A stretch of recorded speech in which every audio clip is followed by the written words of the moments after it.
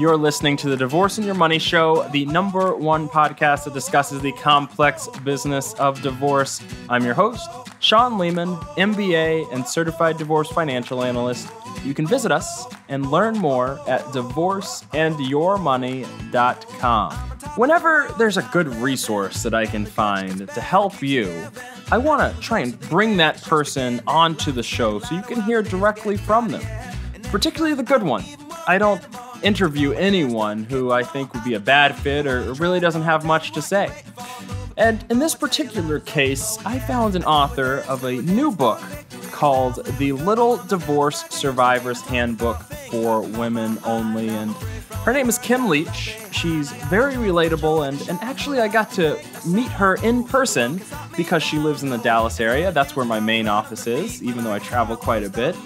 And what's great about her story and her book is that there's a lot of practical information in here. Now, she got divorced a while ago in the late 90s, and she has a different perspective from some of the other authors you may have heard from or other resources that you see. And the advice in this book, well, there's a lot of stuff, and she has a different angle on things in a very easy to understand and clear approach to telling what happened in her divorce, what she did well and what she did poorly.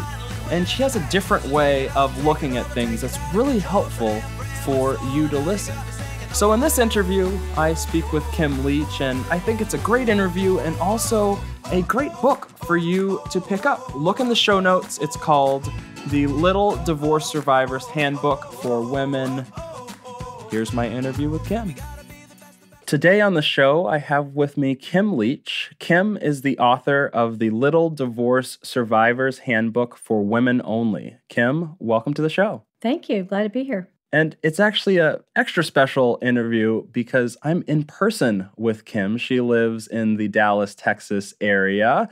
And so I got to travel and visit her in person. So it's great to do this with you in front of you. So why don't you tell us a little bit about your background and when you got divorced before we get into the book? Sure. I worked in television for 20 plus years. During that time, actually before then, I met my high school sweetheart and we got married. I had a great plan. I was going to be married at 21. I was going to have my first child at 25 and get in with my career and do well there. Well, most of it went well, except the divorce happened because it takes more than one person to make a marriage work.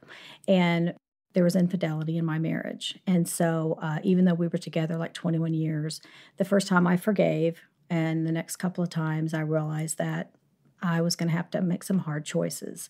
And so that's when the divorce came about. And how long ago was that when you got divorced? It was in the mid-90s. So you've had a lot of perspective since then. Exactly. And I was working in television, but I had officially retired. We had done everything that we wanted to do. We had a fitness center. So we were making money with the fitness center. And I had retired from TV and was going to stay at home, and everything was going great. But as I said, it takes two people to make a marriage work. And I don't like divorce. I didn't want divorce. I came from a divorced family. It was very difficult. And so I did not want that for my kids. But unfortunately, if you're married to someone and they're not on the same page as you are, and in my case, it was infidelity, and it was a situation where my spouse was not willing to go get help. I was willing to stick it out and go get help with him and everything if he would, but he just wasn't. And so the choice became I either stay and, am miserable and lose my soul, or I take a chance at a new life. And that's what I did. Let's get into the Little Divorce Survivor's Handbook for Women Only with that background in mind. Well, starting after your experience, why did you and how did you choose to write the book and know that the information you had was valuable to share? That's a really good question, because as you can see, my divorce was, like I said, in the mid-90s. But during that time, I had several women and several family members, lifelong friends, come to me for advice. I really didn't know that I had something to offer them. Through talking with several people and trying to help them, I realized there were several themes. And women, especially, there are definite themes when they're going through a divorce. Women try to be too courteous, too nice. They don't get the financial advice that they need. I often hear that, well, my Johnny wouldn't do that to me. My husband wouldn't do that to me. And so over the years, I found that theme. And later on, several people had suggested, you need to write a book about this. You really need to do this and help women, so that they can not hit the same pitfalls that some of us did. So it just kind of started evolving. And actually, when I started writing it just flowed and it came together very nicely. And let's jump into some of the advice that you have. Actually, one of the first things in the book says that you recommend taking money from a joint account. Why is that? The reason I say that is because, again, a lot of women, and myself included, would be, my husband would never do that. He's never going to leave me and the kids stranded. He's not going to empty the bank accounts. Wrong. And women are led a little bit more with their emotions. Men are led more with their brains, and they treat everything like it's a business. And so the women that I would suggest, and I would say, whatever you do, go to the bank. As soon as you file the papers, go to the bank, get half the money out, no more than half, take half, be fair, open a new account, put your money in that account. And I said, if you don't, your ex is going to go, or your soon-to-be ex is going to go to the bank, and you're going to find yourself penniless or left with just a few $1,000s. And I will tell you that in every situation that I told women, friends and family to do that, that's what happened. They kept saying, no, he wouldn't do that to me. And then they'd call me back and they would say, Kim, why didn't I listen to you? Why didn't I listen? And people were left with $1,200, and there were hundreds of thousands of dollars in an account. And what happens if you don't get that good financial advice on the front end, if you don't split your checking and business accounts or your savings accounts, it is going to be hell trying to fight to get it back on the back end. So you want to make those good decisions on the front end so you don't pay for it on the back end. That's right. You end up in a position where you're just trying to get the money back that you had access to maybe just a few weeks or a few days before because you failed to protect yourself. Right, and you're paying attorneys fees, and so it's cost you money to try to get it back. And the other thing that's really difficult is there may be records that are lost, or your ex may say, well, I used that money to purchase something for the business, and you're basically screwed. You're not going to get it back. And you talk about the business. So I guess you had a business when you were married? Correct. I was working in television. My ex was a firefighter, a captain with the fire department, and the dream had always been to open up a fitness center, which we did, and it was very profitable and it was doing great. And but what happened was when the divorce hit, I found out a lot of things, and this is again where women need to pay attention, because he had money saved in deposit boxes in banks that I didn't even know we had. There's a lot of things that, women, if everything's running smoothly and everything's okay, you don't really pay attention to those kind of things, but women need to pay attention to their finances. That is a huge deal. So when I went through my divorce, my attorney was telling me that, we need to get this appraised, we need to get the business appraised, it's got to be worth at least, X number, several $1,000s. And I said, you know what? I just want $50,000 out of it. I just want to get out. And the main thing for me was to get custody of my kids. And that was my bargaining chip. You set priorities. And my priority was I want full custody of my kids. And he was a good father as far as taking care of, financial part of it. And but he was a little bit absentee because of, being gone a lot with the gym and all that. And then, of course, the infidelity. So it was just important to me to have the kids, again, being a child of divorce. And he really didn't think about it. And I don't know if I expressed this to you, but it was ironic because I made sure he was satisfied with the money he was getting. I made sure I got what I needed to survive. I was making good money in television. I got back in so I could take care of myself and the kids. And about 3 years after the divorce, even he was telling me I was being too nice on the money part. And 3 years after the divorce, he had his attorney send me a letter saying, well, when did this happen? He had a new attorney and said, well, when did this happen with you getting full custody of the kids? When did you go back and do that? And he was very angry. And I was like, that was done in the initial divorce. He was so concerned about the money aspect of it that he didn't pay attention to that. And that was my priority, was my kid.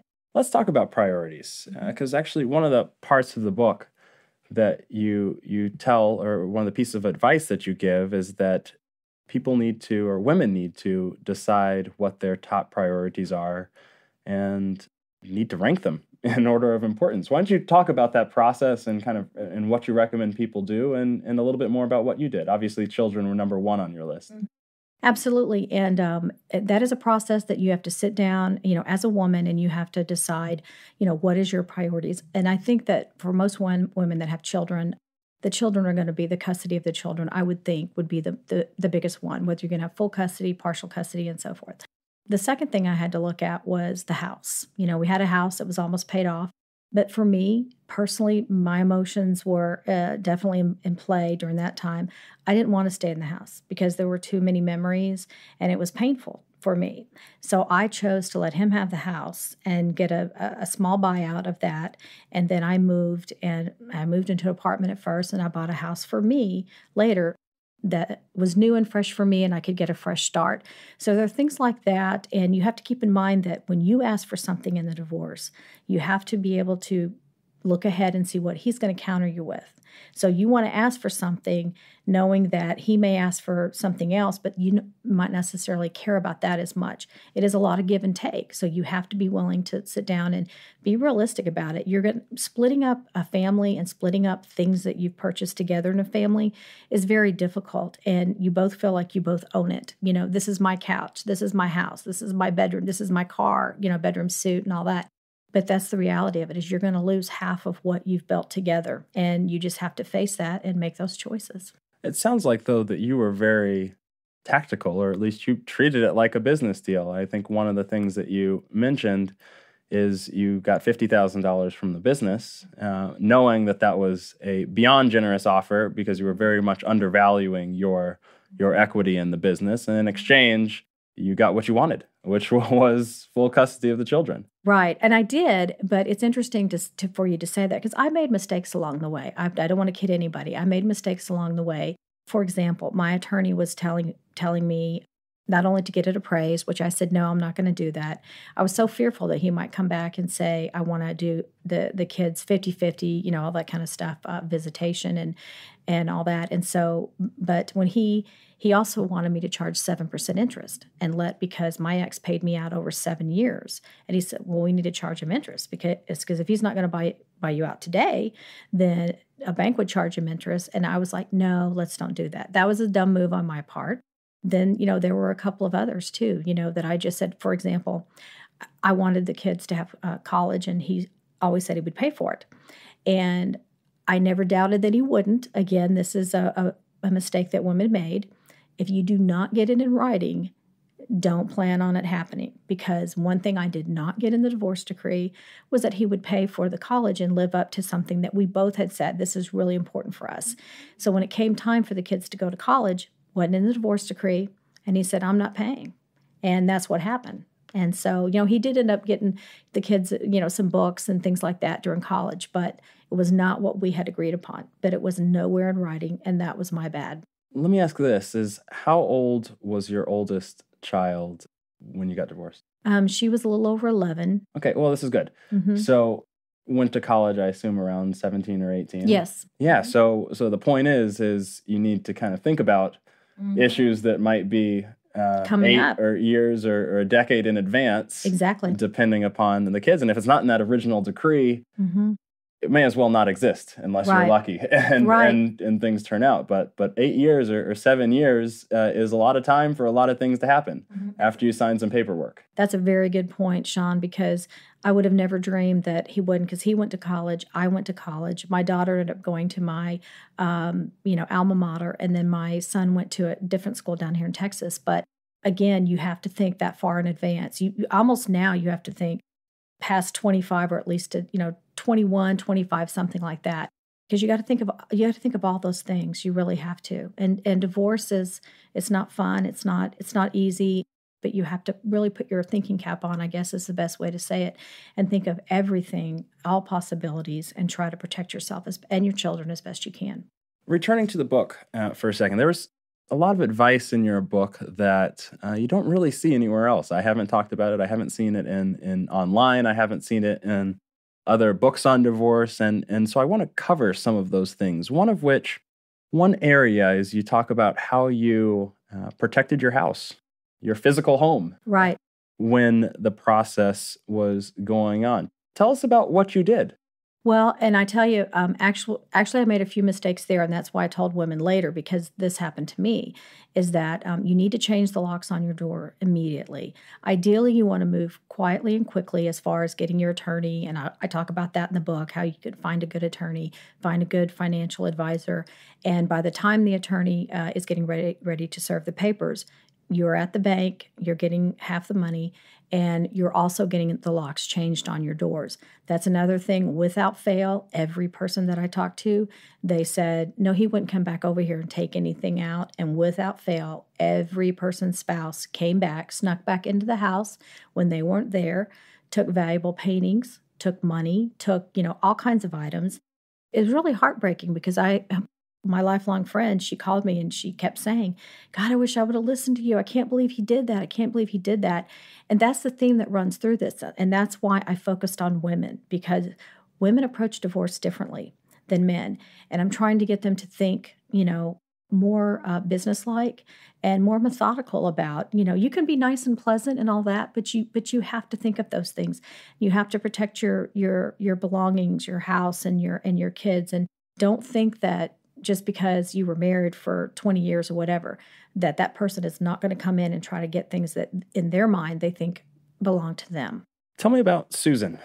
Who is Susan? Susan was a lifesaver. She was a lifesaver for me. I've always been known as kind of the tough person, independent, and in my family, people always come to me for advice. And during this time, I was very emotionally distraught, trying to function and do my best. And I went back to work, as I said, in a high-powered career position, and then had my kids to worry about. And now here I was single, raising the two kids. And someone mentioned to me the name of a psychologist, a counselor, and I went to her, and she saved my life. She really did, because there were days where it was all I could do to take in air and blow it back out. And I mean, just breathe was so hard. She helped me pull things out of myself and see things in a different light, and I'll give you one example, if that's okay. I told her that, that what was destroying me the most was I was like, my whole life was a lie. My whole life was a lie. We had this great marriage I thought was wonderful. We had two great kids. We had everything going for us. And I said, and now to know that it's a lie, it was all fake. And so she told me, she said, Kim, was it all real to you? Were there happy times? Were there, and she said it much more eloquently than I am. But she made me realize that just because this happened, and this was a chapter that was closing in my life, that the beginning of it wasn't real and it wasn't great, because it was.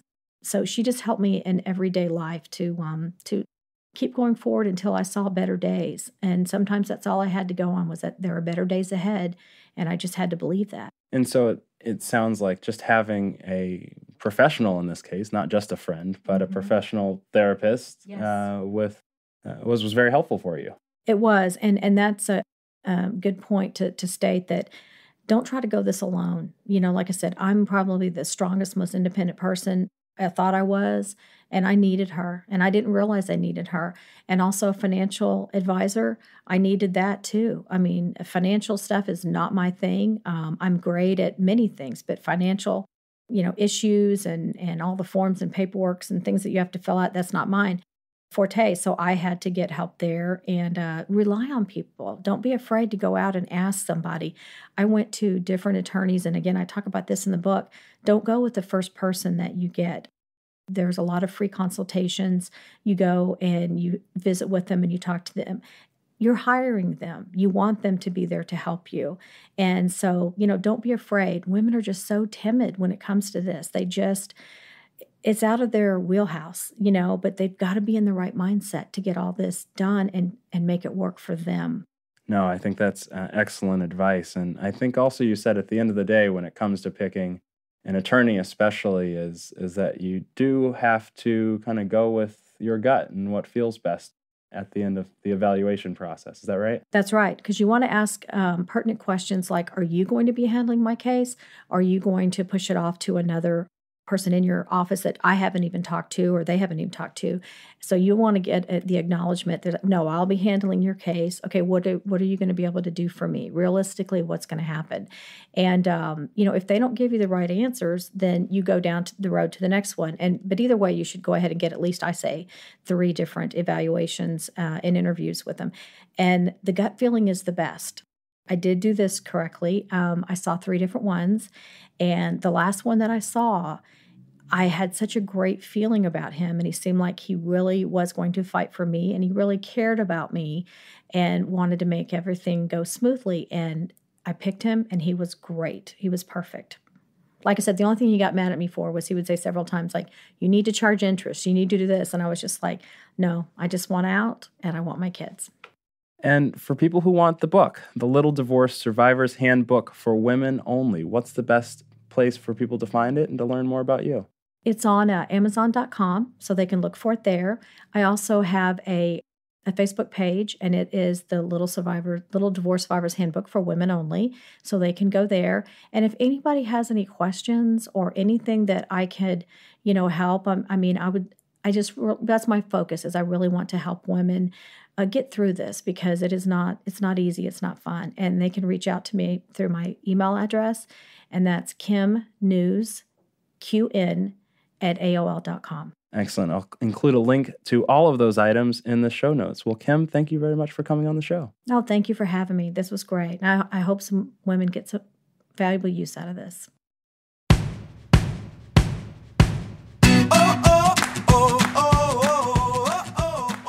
We're almost at the end of the episode, but before you go, I want to make sure that you check out some really important resources. All of them are available at divorceandyourmoney.com.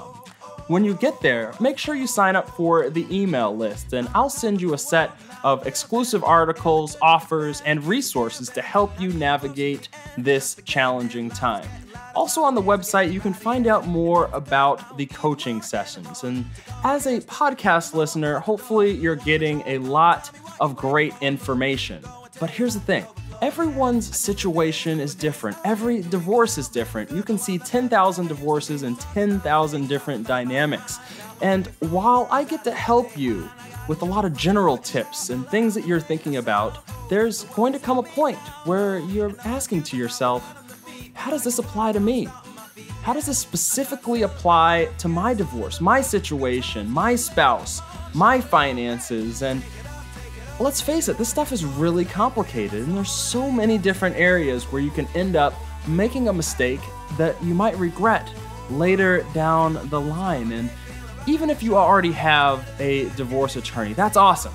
And I highly recommend that. But at the end of the day, attorneys are not financial specialists, and they're great at the law. They're essential to helping you negotiate a settlement, but there's a lot of errors that I see attorneys making mistakes in, financial mistakes that can affect you not just during the divorce, but even decades later. And that's where the coaching sessions come in, and I get to work with you across the United States, be it California, Texas, Ohio, Illinois, Florida, New York, and everywhere in between. Sometimes we work by phone and by email, and I also have offices in 3 states around the country, and I travel almost every week to help you depending upon what's going on. So when you're ready to get personalized help, or you're considering getting personalized help, just go to the coaching page, you'll fill out a short form, and we'll start with a no-obligation introductory phone call to see if I can help you. The earlier you do it in your situation, the better, even if you're just in the beginning phases, and sometimes if you're about to sign a settlement. But I do this to help you. This is what I enjoy, and I want to work with you if I can be of assistance, and all it takes is for you to go to divorceandyourmoney.com/coaching. Also on the website, on divorceandyourmoney.com, there are some great resources.